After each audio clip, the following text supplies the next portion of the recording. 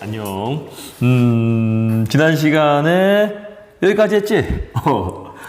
성칸불이야기부터 시작해서 고생대, 중생대, 신생대까지의 대략적인 그때 살았던 중요한 동물들, 동식물들에 대한 얘기, 화석에 대한 얘기, 그거 좀 몇 개 외워야 된다고 뭐 이런 얘기도 했었지. 오늘은 거기 이어서 해보자. 거기 이어서 대멸종에 관해서 해보자. 대멸종. 우리가 알고 있는 대멸종 어떤 게 있어? 너희가 어떤 거 알고 있나요? 대멸종.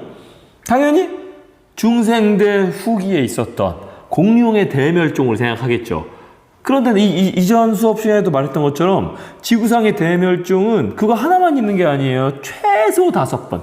이것도 대멸종만 5번이고 짜잘짜잘짜잘한 멸종은 훨씬 더 많았어요. 여기서 말하는 대멸종은 진짜 지구에 있는 거의 대부분의 종, 7, 80%에 달하는 종이 싹 다 죽어버리면 대멸종이라고 말하는 거죠. 엄청나.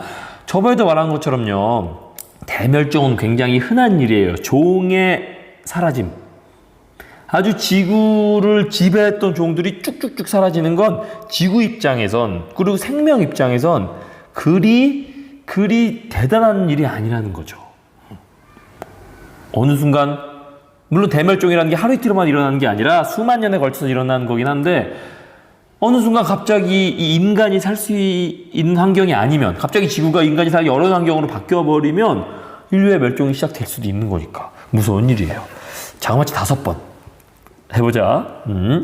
자, 대표적인 대멸종 시기를 보면 이렇게 있어요. 고생대 때 이렇게 2번, 고생대 말에 1번, 또 중생대 때 또 1번, 중생대 말에 1번 이렇게 있었던 거죠. 이 밑에는 그 시기에 살았던 대표적인 생명들이네. 요거는 삼엽충이겠고요. 요건 갑주어겠고요. 또 고생대를 대표하는 생물종이죠.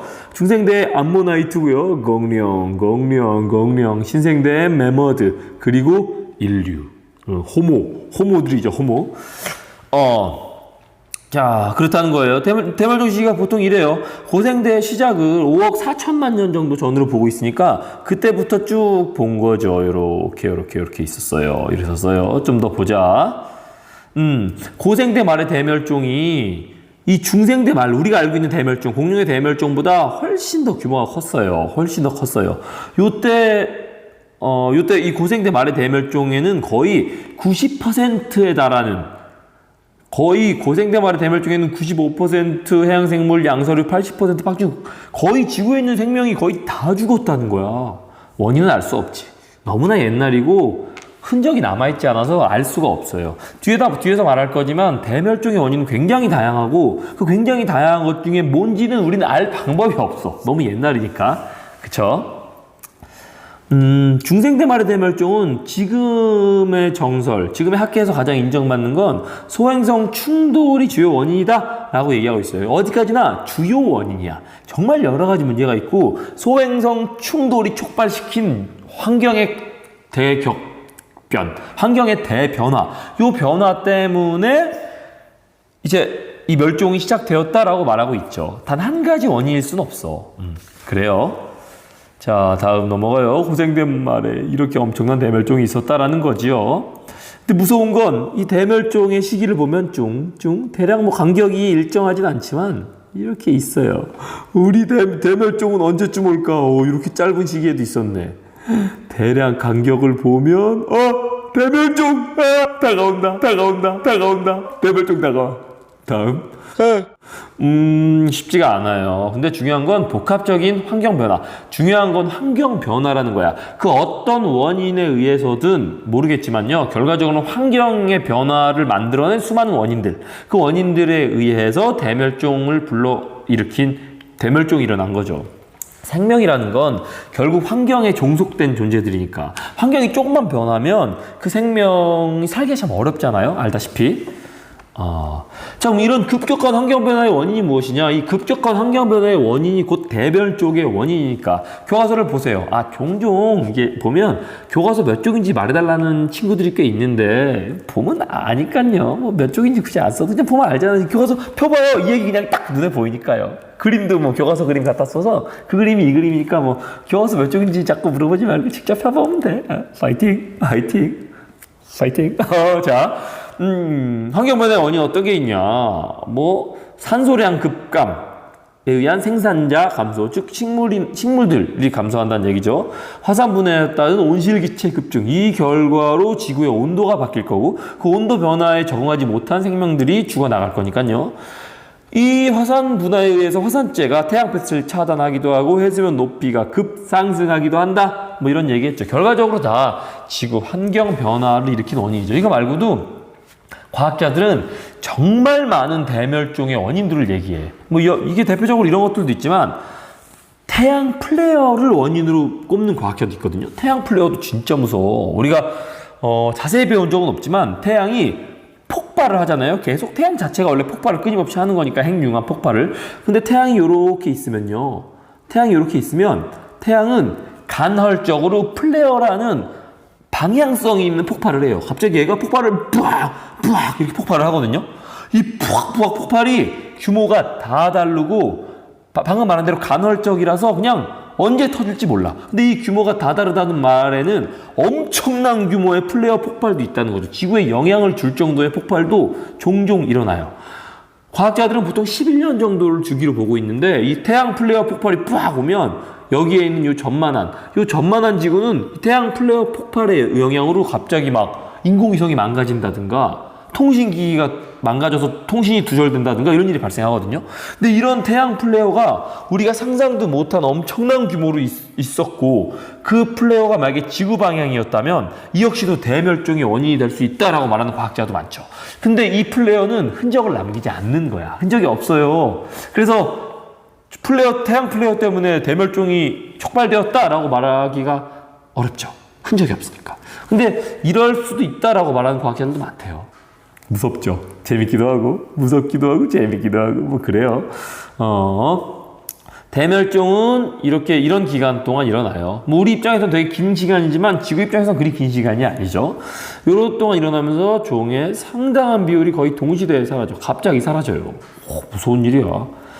대멸종은 먹이사슬 위아래 구분 없이 많은 생물 종들이 사라져요. 왜냐면 갑자기 뭐 환경이 급변해서 뭐 사슴 같은 거 한 종이 그 환경에 적응하지 못하고 멸종한다고 치면요. 그 사슴을 먹던 늑대들 역시도 쫙 멸종할 거고 그럼 그 늑대를 먹던 그 위에 또 다른 종들도 쫙 멸종할 거고 먹이사슬의 어떤 한 부분이 갑자기 사라지거나 갑자기 너무 많아지면 먹이사슬의 위아래든 당연히 영향을 받고 말 그대로 먹이사슬이기 때문에 사슬이기 때문에 이거 하나가 영향을 받으면 줄줄이 영향을 받는 거죠.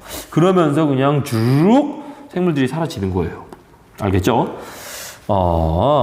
그런데 이런 대멸종에서 가까스로 살아남은 종들이 있을 거 아니에요. 종의 대부분이 죽었지만 그 종의 일부가 어떻게 살아남게 되면 그들 입장에선 살아남고 나서 이제 환경에 어느 정도 적응하고 나면 이 생태계는 완전히 그냥 아무것도 없어. 내 거야. 그냥 내 거야. 경쟁자가 없는 거죠. 경쟁자가 없으니까 엄청나게 유리한 생태학적 위치를 차지하고 엄청나게 빠르게 번성할 수 있는 거죠. 어떻게든 살아남으면 내 세상이 되는 거지. 그렇다는 거지. 다 그런 식으로 번성해온 종들이고 우리도 그 중에 일부니까. 알겠죠? 다음 여기까지가 이제 엄청나게 재밌던 난 좀 재밌지 않나요? 요 정도까지는 재밌어. 이게 지구과학이나 지질학이 요 정도까지는 엄청나게 재밌어요. 이제 여기서 좀 더 깊어지면 취향을 타는 거죠. 여기까지는 뭐 교양으로서 재밌던 거예요. 재미없니? 네. 지구과학 얘기까지였고요. 지금까지는 지구과학 얘기였어요. 생명, 고생대, 중생대, 신생대, 성칸브리아기 요때 살았던 생명들이 대략 어땠는지 그리고 왜 그렇게 생명들이 크게 변화해 왔는지 왜 갑자기 사라지고 왜 새로 생겨났는지에 대한 큰 이야기를 했어요. 요번에는 조금 더 생명에게 집중한 이야기를 할 거예요. 바로 진화에 대한 얘기를 할 거예요. 진화. 이거 엄청 재밌죠, 진짜. 정말 재밌어요. 통합과학 수준의 진화 얘기는 너무 재밌어. 해볼까요? 진화. 오늘은 진화 얘기만 좀 하고 끝낼 거예요. 뭘 배울까? 이 단원에서 뭘 배울까요? 바로 진화, 자연선택, 변이에 대해서 배울 거예요. 오늘은 진화에 대한 얘기, 진화의 개념에 대한 얘기만 조금 해볼게요. 1862년에 다윈이라는 사람 알죠? 진화론을 얘기했던 아주 인류의 사고 방식을 완전히 흔들어 놓았던 대단한 분이죠. 이분이 비글호라는 배를 타고 굉장히 오랫동안 생명을 탐사해요. 바로 마다가스카르 섬에서 이런 긴 관을 가진, 긴 꿀샘을 가진 난을 발견했어요. 그러면서 다윈은 이 깊은 꿀샘을 가진 난이 있으니까 아마 이 깊은 꿀샘에서 꿀을 빨아먹을 수 있는 긴 입을 가진 곤충이 분명히 있을걸? 이라고 예상을 했어요. 예상을 했는데 41년이 지난 후에 예상대로 이렇게 주둥이가 긴 나방을 관찰하게 되었다는 거죠. 이게 바로 다윈이 말한 진화, 특히 공진화라는 개념을 담고 있는 사례예요. 좀 더 가보자. 먼저 진화가 뭔지 알아야 돼요. 여러분은 진화를 굉장히 잘못 이해하고 있어. 정말 많은 인류가 진화를 완전히 잘못 이해하고 있어요. 그래서 이번 시간에 가장 먼저 해야 될 건 여러분이 생각하고 있는 진화라는 단어를 깨는 거예요. 진화는 뭐냐면 오랜 세월 동안 여러 세대를 거치면서 변화하는 현상이에요. 여기서 중요한 건 여러 세대를 거친다는 거예요. 진화는 하나의 종으로부터 새로운 종이 생겨나는 과정. 여기서 중요한 건 종으로부터 종이 생겨나는 과정이라는 거예요. 여러 세대를 걸쳐서 새로운 종이 생겨나는 게 바로 진화예요. 여러분들은 진화를 굉장히 잘못 알고 있어. 포켓몬 진화. 드디어 진화가 시작됐어.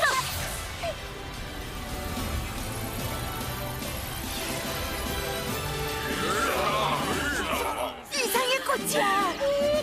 뭐 디지몬 진화, 이런 진화 때문에 마치 한 개체가 진화를 이러면 마치 뭐 새로운 종류가 되고 막 갑자기 팔이 길어지고 막 근육이 막 생기고 갑자기 얼굴이 바뀌고 이런 한 개체 내에서의 어떤 변화를 진화라고 생각을 하거든요. 정말 많은 이들이 그렇게 생각해요. 그런 게 아니야. 진화는 그런 게 아니야. 종의 변화예요. 진화는 나라는 존재 하나에서 일어나는 게 아니라는 것부터 생각을 해야 돼요. 알겠죠? 알겠어요? 그게 진화예요. 이 만화가, 물론 만화는 포켓몬, 너무 좋은 만화죠. 디지몬, 너무 좋은 만화인데, 진화라는 개념을 잘못 심어주고, 그 상태로 진화라는 개념을 안 채로 그냥 쭉 살아가는 친구들이 너무 많죠. 그러면 안 돼요. 진화는 그런 게 아니라는 거. 기존의 생물종으로부터 새로운 종이 분화되는 과정을 통해서 지구상에 수많은 새로운 종이 생겨나요. 이게 바로 진화인데, 그럼 진화가 뭔지에 대해서 간단하게 얘기하는 것까지 해 봅시다. 진화라는 건 뭐냐면 이런 거예요. 이런 거예요. 잠깐만요. 진화. 네. 너무나 중요하니까 잔재주로 한번 부려봤어. 진화라는 게 뭐냐면요. 어떤 종이 있어요. 어떤 종. 이게 바로 다윈의 자연선택설에 설에 의한 진화에 대한 얘기인데 이 얘기를 먼저 하고 뒤에 다시 한 번 더 얘기를 할 거예요. 자, 진화라는 게 뭔지 얘기하고 오늘 끝낼 거예요. 진화라는 게 뭐냐면 어떤 생물 종들이 있어요. 이 중에는 같은 종이지만 다양한 형질을 지닌 종이 있겠죠. 기린으로 예를 들어보면 기린도 목이 좀 더 긴 기린이 있고요. 잘 그린다. 좀 더 목이 긴 기린이 있고요. 좀 더 상대적으로 목이 짧은 기린이 있을 거예요. 참 잘 그려. 이런 기린이 있을 거예요. 같은 종인 기린이지만 다양한 기린이 있겠죠. 슬프지만 목이 정말 짧은 기린도 있을 거예요. 그쵸? 그럼 진화라는 건 뭐냐면 목이 길어야 높은 곳에 있는 과일을 따먹을 수 있으니 이 목이 짧은 기린이 난 목이 길어져야 돼 진화! 그러면 되게 커지는 게 아니라고요. 이런 게 진화가 아니에요. 뭐냐면 이런 다양한 기린 종들이 있는 와중에 얘는 당연히 높은 곳에 있는 과일을 잘 못 따먹을 테니 과일을 잘 못 먹을 거고 살아남기 힘들 거예요. 그래서 결국 살아남기 힘들어서 자손을 낳지 못했던 거죠. 그러니까 얘랑 비슷한 형질을 닮은 목 짧은 기린이 태어나기 어려웠던 거예요. 얘도 역시 비슷한 이유로 태어나기 어려웠던 거죠. 상대적으로 목이 긴 기린이 자손을 남기기 쉬워서 자기랑 비슷한 목이 긴 기린을 낳기 쉬웠던 거죠. 상대적으로. 딱 쉬웠던 거예요. 그러다 보니 자연스럽게 목이 짧은 기린이나 중간 기린은 자손을 남기기 어려워서 이 기린이란 종들 사이에서 점점점 양이 줄었을 거고, 목이 긴 기린은 점점 많이 번식을 했을 거라서 이 상태로 수만 년이 지나고 시간이 오래 지나면 결국 목이 기린만 남아서 목이 긴 기린만이 기린의 유일한 종이 되었다는 거. 이게 바로 진화인 거죠. 여러분이 생각한 진화랑 완전 다른 거예요. 요걸 이해하는 게 오늘의 핵심이고 목표예요. 아시겠죠? 요게 진화예요. 포켓몬 진화가 아니라고요. 알겠죠? 오케이, 여기까지 오늘은.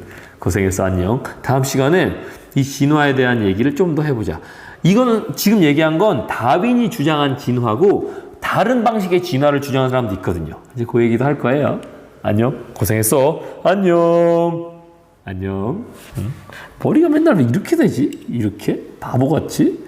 맨날 머리가 뭐 이렇게 돼서 이게 좀 자연스럽게 좀 이렇게 좀 자연스러웠으면 좋겠는데 좀만 얘기하면 내가 머리를 자꾸 움직여서 고생했어. 안녕.